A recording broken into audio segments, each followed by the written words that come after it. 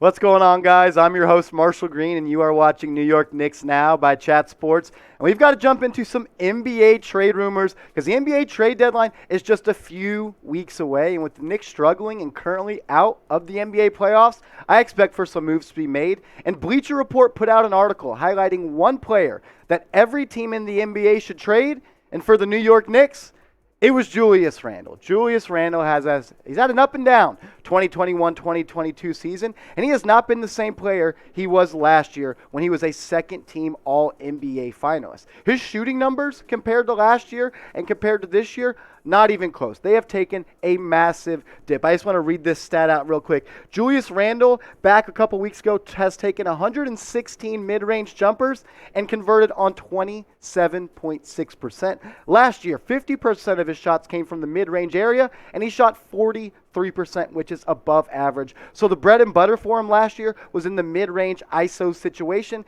This year, those shots have just not fallen for him. And last year, he shot 42% from three. This year, a low 30%. He has just not played that well and has not been able to convert on the jumpers that he was hitting last year. Who knows what the reason is? But the thing that pisses me off the most as a Knicks fan when it comes to Julius Randle is his defense and effort have been very, very questionable, and that's putting it nicely. His defense has been dog shit. Let's just be honest. His effort, even worse. There's many times when I know all of you are watching Knicks games and you're like, is Julius Randle trying? Is he giving maximum effort? Tom Thibodeau last week following a game before Julius Randle went to the COVID list, he talked about Julius nursing a knee injury. He talked about him holding his knee, and that was possibly a reason why he was struggling. So maybe he's hurt. I don't want to bash a guy that's hurt and playing through it and repping for the New York Knicks, but let's be honest, Knicks fans. Julius Randle has been a disappointment this year, and I think it's fair for Bleacher Report to bring up the argument that if the Knicks had one player on their roster to trade,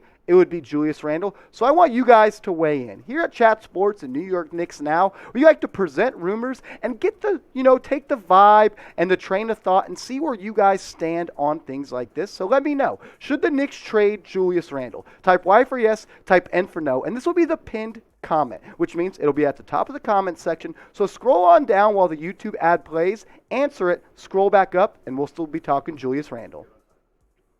The NBA trade deadline is February 10th, so just over a month away, and I expect the Knicks to make some moves. Yesterday, they traded for Denzel Valentine, and then they cut him. I think everyone knew that wasn't going to be a sustainable piece for the New York Knicks. But the Knicks, they can't trade Julius Randle until February 6th due to the fact that they signed him to that massive extension, which we'll talk about upcoming later on in the show. Due to that extension, they can't trade him until February 6th, which is what? I'm bad at math, Trace. 4 days before the NBA trade deadline. So I'm sure the Knicks, if it is in their plans to trade Julius Randle, they've already been talking about it, and I wouldn't be surprised if they, before February 6th, a framework of a deal was done. Not saying they are looking at that, but that's how you have to operate. You can't just wait till February 6th and then say, oh shit, we got 4 days to trade Julius Randle. No. If these talks are happening inside the building with Leon Rose, he's already had a framework of a deal projected out and mapped out. But I want to touch more on that Bleacher Report article that highlighted one player for every single team that they should trade. For the Knicks, it was Julius Randle. This is what they said. Randle is no doubt better than the player he's been this season. The one who has seen his effective field goal percentage on jumpers plunge by more than 8 points. Last year it was 50.4. This year it's 42.3. Committing truly baffling turnovers. That's been a problem for Julius Randle, and largely defended like he doesn't have a flying you-know-what. Things should normalize. The real version of Randle lies somewhere between last year and this year. Randle's shooting numbers last year coming into this year were truly unsustainable. The ability and the rate that he hit mid-range jumpers in the ISO setting is a stat and a skill that doesn't always translate. And this year, he has not shot from the mid-range well, and his three-point percentage has taken a massive hit. He has fallen all the way from being a 41.1 three-point percent shooter from deep last year all the way to 32.8, nearly 10 percentage points. That is massive in the NBA. His field goal percentage has also taken a hit from 45.6% last year to 41.7% this year. His assists are down a little bit. His rebounds are about the same, but his points per game, they're down about 5 points per game. And for Julius Randle, he is the absolute cognitive piece in this Knicks offense. And if the Knicks want to get to where they have to go, which is hopefully hosting a playoff series, being a top 4 seed, or advancing past the first round of the NBA playoffs, unlike they did last year, Julius Randle needs to be great. This stems all the way back to the playoff series last year against the Atlanta Hawks. He was in a funk, and that funk has since carried into this year. But one thing I know about Julius Randle, when his mind is right and his head is clear and he's playing with joy, he can be a monster in the NBA, and we saw that last year when he earned second all-team NBA honors. Hopefully, he can get back to that because the Knicks need it. But guys, if a trade happens, if the Knicks make a trade, they trade Julius Randle, or they acquire someone else because the NBA trade deadline, is just around the corner like we just said, we'll be breaking it down on this channel. I want to thank all of you that have hit that big red button because we have just crossed 3.5 thousand subscribers. So I want to thank all of you for that. But let's get to 3.75. I think we can do it by the end of the week or maybe even next week because I know Knicks fans always show out. But this channel is based on reacting and reporting Knicks news and rumors. So if you love the Knicks, this is your one-stop shop. So hit that big red button. Bleacher Report also had more to say about Julius Randle in that piece where they highlighted one player that every NBA team should trade.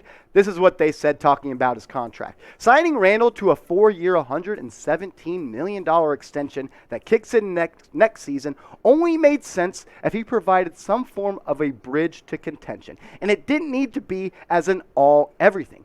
Most knew entering this year he couldn't be the number one on a title hopeful. But save for a recent stretch of two-man synergy with Kemba Walker, he hasn't seemed like someone who can even properly function without total offensive control where he nowhere deserves that. I agree with what Bleacher Report had to say about that. Julius Randle is the type of guy, in my opinion, this show is about you guys, so get in the comments section and let me know if you disagree. The only way that Julius Randle can reach his maximum potential is if he is the focal point of the offense like he was last year. And when that takes the case, other players like R.J. Barrett and Evan Fournier and their offensive production dips because the ball has to go through Julius Randle. I want to touch on that contract, the 4-year, $115+ million deal that Leon Rose gave to Julius Randle.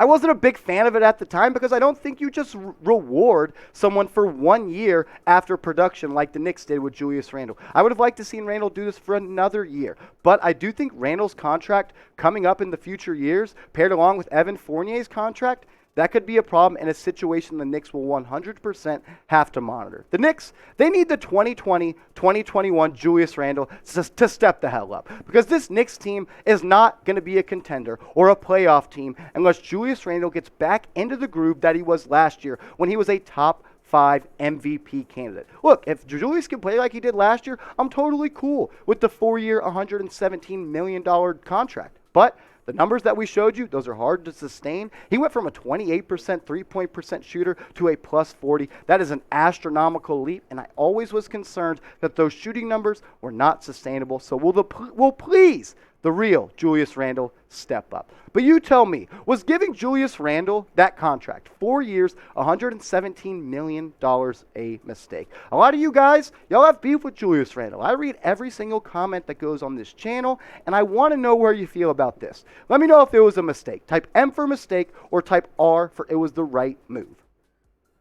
The Knicks right now, they're out of the playoffs, but this is going to be a huge stretch for them coming up the next couple of weeks. 8 of their next 10 games are at home, at the Garden. If you want to be a playoff team and a contender and a team that advances past the first round, you got to win games at the Garden. And another good thing for the Knicks, 8 of these next 10 games, I said that already, I'm sorry, are at home, but all 10 of these games are against teams that have under 500 records. Pacers, Celtics, Spurs, Dallas. The Knicks, they should be able to beat every single team. I'm not saying they're going to go 5-0, but they should be able to contend in all of these games, just like these games against the Hawks, Hornets, T-Wolves, Pelicans, and Clippers. All these games, these next 10 games that we just flashed, are all against teams with under 500 records. The Knicks, they need to step up. They need to start winning games because the season, right when the trade deadline passes, the season's almost already over. And right now, the Knicks are in a little bit of a funk. But I think if Julius Randle, who just got cleared from COVID protocols, he could be back and play a pivotal role in the Knicks turnaround. Guys, hit me up on Twitter. I was born a New York Knicks fan. I bleed New York Knicks blue and orange. I love the Knicks, and I love tweeting about them. So hit me up if you're looking for more Knicks Twitter content on your timeline. So hit me up at @MarshallGreen_.